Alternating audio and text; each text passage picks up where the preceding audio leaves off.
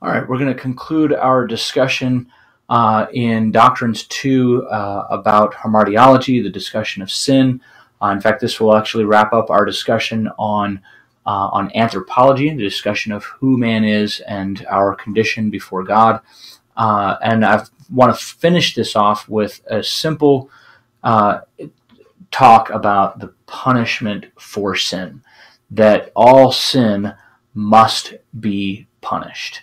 The primary reason that God punishes sin is that his righteousness demands it. It's not because God is unfair. It's not because God is cruel.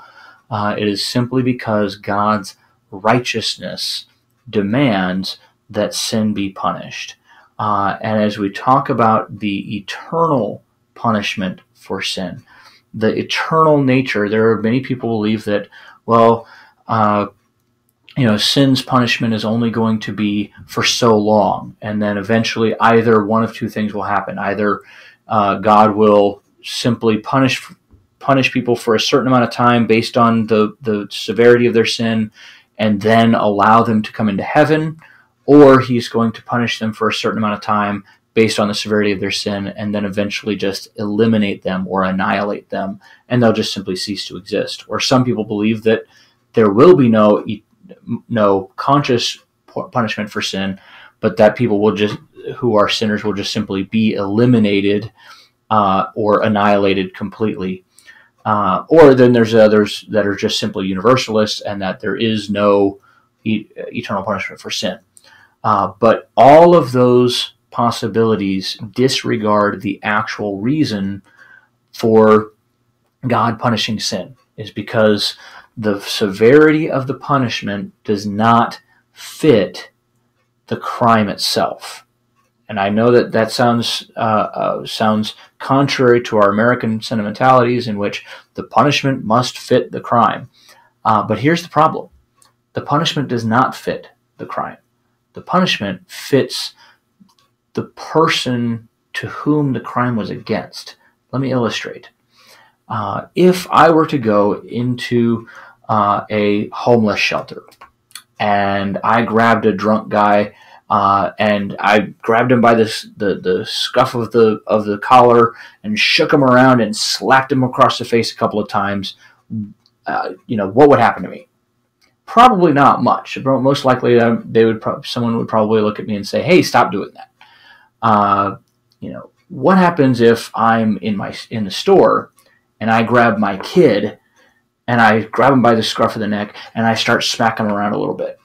What's going to happen to me? Well, if I'm caught, then most likely the DFS or the Department of Family Services is going to come and they're going to take my child away. If they don't also put me in jail. What happens if I walk up to a cop and I grab him by the scruff of the collar, shake him around a little bit, and start smacking him around? If it's a cop who's on duty and he's in uniform, then, well, if I can get close enough to him to do that, if he doesn't shoot me because I'm accosting him and I'm attacking him, and he would have ready reason to do so, I would not share any guilt of him if he did. This is the reason why I don't do such things. I would be thrown in jail for a very long time because I attacked a police officer.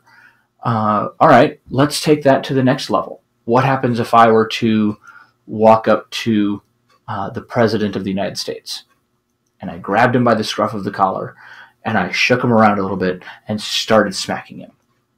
Well, if I could even get close enough, most likely they'd shoot me on the spot. If not, just throw me in jail for probably my whole life. What about the Queen of England? The same thing. All of those scenarios, even though my actions are exactly the same, even though I'm doing the exact same thing, the punishment is not based on my crime, not based on what I've done, but based upon the person that is the victim of that crime, or the person that I am offending in that crime. And this is true of any crime. If you look across the board, it's not just simply that he did this, he did it to a kid. It's not just that he did this crime, it's that he did it to an official. He did it to a cop or whatever. Now let's take that to the extreme. Let's take that to the highest level possible. All sin is against God. All sin is offending a holy and eternal God. It's as if I had gone up to God himself, the creator of the universe, grabbed him by the scruff of the collar, shook him around, and smacked him across the face. Now, what's going to happen to me? What's going to happen to me and to all others who offend God and who spit in his face and reject the offer of salvation of his Son are going to spend an eternity apart from him in conscious torment and punishment. When sin is punished, God is showing himself to be a righteous judge over all, and justice is being done in his universe. Ultimately, all sin will be punished, and all sin will be punished eternally, either by the person who committed the crime for all eternity, or on the cross of Jesus Christ, where Jesus Christ spent an eternity of hell in 3 hours on the cross.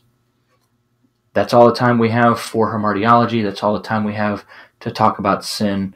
As we wrap up anthropology, I've had a good time talking about these truths with you, and I pray that as you apply them to your life and as you apply them to your ministry, that God will bless you. Thank you.